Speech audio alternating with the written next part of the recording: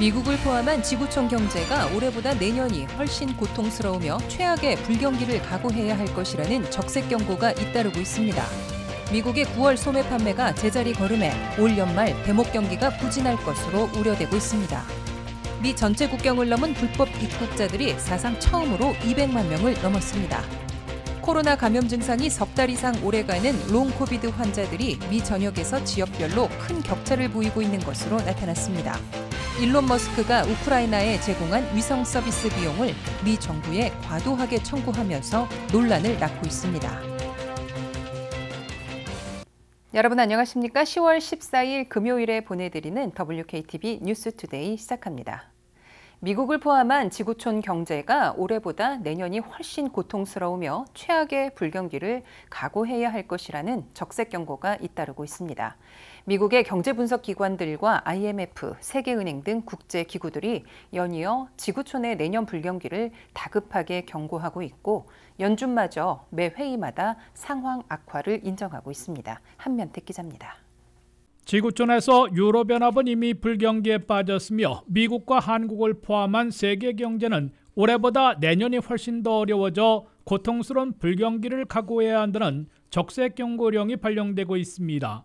미국 최대 투자은행 JP모건 체이스의 제이미 다이먼 CEO는 미국 경제가 지금부터 6개월 내지 9개월 후인 내년 3월에서 6월 사이에 불경기에 빠질 것이라고 경고했습니다. 뱅크 오브 아메리카는 견고했던 고용시장이 내년 1분기부터 크게 요동치며 고용 감소로 돌아서 한 달에 17만 5천 개씩 줄어드는 것으로 하드랜딩, 급격한 불경기를 겪을 것으로 내다봤습니다. 워싱턴에서 연례 총회를 가진 세계은행에 이어 IMF 국제통화기금은 내년에 플러스 성장을 유지할 것으로 예상하면서도 현재와 같이 각국의 중앙은행들이 공격적으로 금리 인상을 단행한다면 내년에 불경기를 피할 수 없을 것이라며 속도 조절을 촉구했습니다.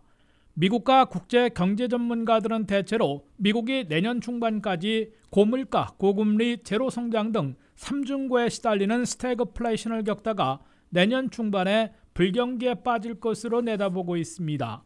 미국의 기준금리는 연준이 현재 3%에서 내년 3월쯤 4.6%까지 올릴 것으로 시사하자 민간 경제 분석기관들은 11월과 12월에도 5연속 0.75포인트씩 올려 올 연말 4.5%를 넘기고 내년 3월에는 4.9%로 5%에 육박할 것으로 수정 예측하고 있습니다. 그럼에도 미국의 CPI 소비자 물가는 5차례 3%의 금리 인상에도 8월 8.3%에서 9월 8.2%로 고작 0.1포인트 낮추는 데 그친 것으로 미루어 올 연말과 내년에도 6 내지 7%대 고물가가 장기화될 것으로 우려되고 있습니다. 8%대 고물가의 고공행진이 지속되는 와중에서 4%대 중반까지 금리가 급등하기 때문에 고물가와 고금리의 이중고를 겪게 됩니다. 게다가 금리 인상 여파로 주택모기지 이자율이 올 초보다 2배나 급등하는 바람에 주택거래가 급감하며 주택시장이 이미 급속 냉각되고 집값이 주요 도시 10곳에서는 단 석 달간 10% 안팎이나 떨어지기 시작했습니다. 미국인들의 가계와 사업체, 기업, 은퇴자금에 이르는 자산이 걸려있는 주식과 채권 시장에서 올 들어 가치가 25% 급락한 데 이어 앞으로 20% 추가로 떨어져 수렁에 빠뜨릴 것으로 경고되고 있습니다. 최후의 보루로 꼽히는 고용시장마저 내년 1분기부터 요동치기 시작해 일자리 증가가 일자리 감소로 180도 바뀌면서 실업률이 현재 3.5%에서 최소 4.5 내지 5.6%까지 치솟아 실직 인구가 현재 600만 명에다가 320만 명이나 추가돼 천만 실직 시대가 재현될 것으로 우려되고 있습니다. 미국인들은 일자리가 흔들리면 돈을 벌지 못해 쓸 수도 없게 되며 고물가 고금리 속에 돈을 융통하지 못해 지갑을 닫게 되고 소비 지출이 급감하면 내수경제인 미국 경제가 하드랜딩, 최악의 불경기로 추락하게 되는 위험에 빠지게 됩니다. WKTV 뉴스 한면택입니다. 미국의 9월 소매 판매가 제자리 걸음해 올 연말 대목 경기가 부진할 것으로 우려되고 있습니다. 물가 잡기에 총력을 기울이고 있는 연준이 공격적인 금리 인상을 지속할 것으로 보여 올 연말 미국민 소비 지출은 더욱 냉각될 것으로 예상되고 있습니다. 김지수 기자가 보도합니다. 물가 잡기를 위해 수요를 의도적으로 냉각시키고 있는 연준의 금리 인상 조치로 미국의 소매 판매가 9월에 제자리에 실질적으로는 뒷걸음하기 시작했습니다. 미국의 소매 판매는 9월에 전달과 거의 같았다고 연방상무부가 14일 발표했습니다.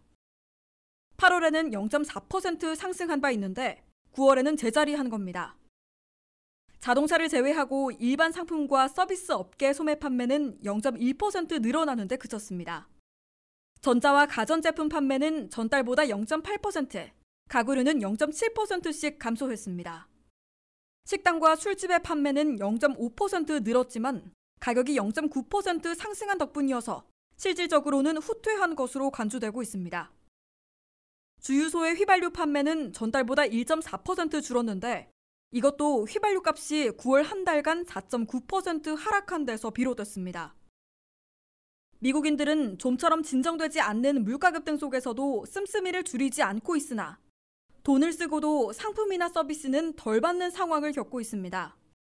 이 같은 시장 경제 상황과 연준의 연속 금리 인상 여파로 올 연말 최대 쇼핑 시즌에서는 저조한 판매 실적으로 불경기를 체감하기 시작하지 않을까 우려되고 있습니다. 미국의 소매 판매 실적은 미국인들의 소비 지출과 거의 같고 소비 지출은 미국 경제의 70%나 차지하기 때문에 불경기 추락 여부를 결정적으로 판가름하게 됩니다. 미국의 CPI, 소비자 물가지수가 8월에 8.3%에서 9월에 8.2%로 고작 1포인트 낮추는 데 그친 데다가 변동이 심한 식품과 에너지를 제외한 코어 CPI, 즉 근원 소비자 물가는 8월 6.3%에서 9월 6.6%로 오히려 올랐습니다. 40여 년 만에 가장 많이 뛴 근원 소비자 물가에는 렌트비와 유틸리티 등 주거비가 3분의 1이나 차지하고 있고 교통비, 의료비 등을 포함하고 있는데 한번 올라가면 떨어지기 어려워 물가 급등을 오래가게 만드는 문제점을 안고 있습니다. 더욱이 연준은 11월 2일과 12월 14일에도 두 차례 모두 0.75포인트씩 금리를 올리는 5연속 자이언트 스텝을 밟을 가능성이 높아지고 있어 소비를 더욱 얼어붙게 할 것으로 우려되고 있습니다. 연준은 물가를 잡기 위해 공격적인 연속 금리 인상으로 미국인들의 소비와 업계의 고용, 주택시장을 동시에 억누르고 있는 것이어서 미국 경제의 불경기를 피하지는 못할 것으로 경고되고 있습니다. 단지 물가를 진정시키면서 마일드한 일시 침체와 높지 않은 실업률로 소프트 랜딩을 하느냐, 아니면 불경기로 추락하는 하드 랜딩으로 추락하느냐만 판가름 날 것으로 보입니다. JP모건 체이스의 제이미 다이먼 CEO는 향후 6개월 내지 9개월 후인 내년 3월부터 6월 사이에 미국이 불경기에 빠질 것이라고 경고하고, 그러나 소프트 랜딩에 성공할지 하드 랜딩으로 추락하게 될지 아직 속단할 수 없다고 밝혔습니다. WKTV 뉴스 김지수입니다. 부모 동반 없이 나 홀로 미국 멕시코 국경을 넘다가 붙잡힌 이민 아동들이 올 회계연도 한 해 동안 13만 명으로 신기록을 세워 이들을 보호해야 하는 미국에게 부담이 가중되고 있습니다. 전체 국경을 넘은 불법 입국자들이 사상 처음으로 200만 명을 넘었습니다. 보도에 한면택 기자입니다. 미국으로 몰려오는 이민 행렬, 불법 입국, 미입국자들이 바이든 행정부 들어 매년 신기록을 갈아치우고 있어 인도적, 경제적, 정치적으로 부담이 가중되고 있습니다. 국경 감시를 관할하는 CBP 국경보호국에 따르면 9월 말 끝난 2022 회계년도 한 해 동안 부모 동반 없이 나홀로 국경을 넘다가 붙잡힌 이민 아동들이 13만 명에 달했다고 발표했습니다. 이는 바이든 첫 해인 2021 회계년도에 12만 2천 명을 훨씬 추월하며 신기록을 세운 겁니다. 이들을 포함한 전체 불법 입국, 미입국 체포자들은 한 회계년도에 사상 처음으로 200만 명을 넘은 것으로 나타난 바 있습니다. 다만 체포된 이민자들 중에 4분의 1인 25%는 같은 사람이 여러 번 시도해 중복된 것으로 CBP는 밝혔습니다. 부모 동반 없이 나홀로 국경을 넘다가 체포되는 이민 아동들이 급증한 이유는 트럼프 때와 180도 달라진 바이든 행정부의 친이민 정책으로 한번 미국 땅에 발을 내디디면 미국에 정착할 수 있게 된다는 희망이 되살아났기 때문으로 해석됩니다. 실제로 미국 법으로는 나홀로 국경을 넘는 이민 아동들은 국경에서 곧바로 추방하지 못하고 18세가 될 때까지 연방보건복지부가 마련한 보호시설에서 지내다가 미국에 이미 들어와 있는 부모, 친척 등 스폰서가 있으면 풀려나게 됩니다. 나홀로 미국 이민 아동들의 80%나 미국 내 이미 들어와 이들을 스폰서해 줄 수 있는 부모, 형제, 친척들을 두고 있는 것으로 조사됐습니다. 그렇기 때문에 이민 아동들은 연방정부의 보호시설에서 평균 29일을 머물다가 미국 내 스폰서에게 신병이 인도돼 풀려나고 있습니다. 그럼에도 연방정부는 이민 아동들이 너무 많이 몰려드는 바람에 최근에도 군부대와 컨벤션 센터 등 12곳에 임시보호소 시설을 증설했습니다. 연방보건복지부는 보호시설에서 지난해 봄에는 하루 평균 22,000명이나 보호했던 적이 있으나 스폰서에게 가능한 한 일찍이 인도하는 바람에 현재는 10,000명 아래로 줄어들었다고 밝혔습니다. 강력한 반이민 정책을 폈던 도널드 트럼프 전 대통령은 국경 통제를 강화하다가 팬데믹을 이유로 사실상 국경을 봉쇄해 국경을 넘어 미국 안에서 난민 망명을 신청하려는 이민 행렬들을 막고 멕시코에서 차단하게 했습니다.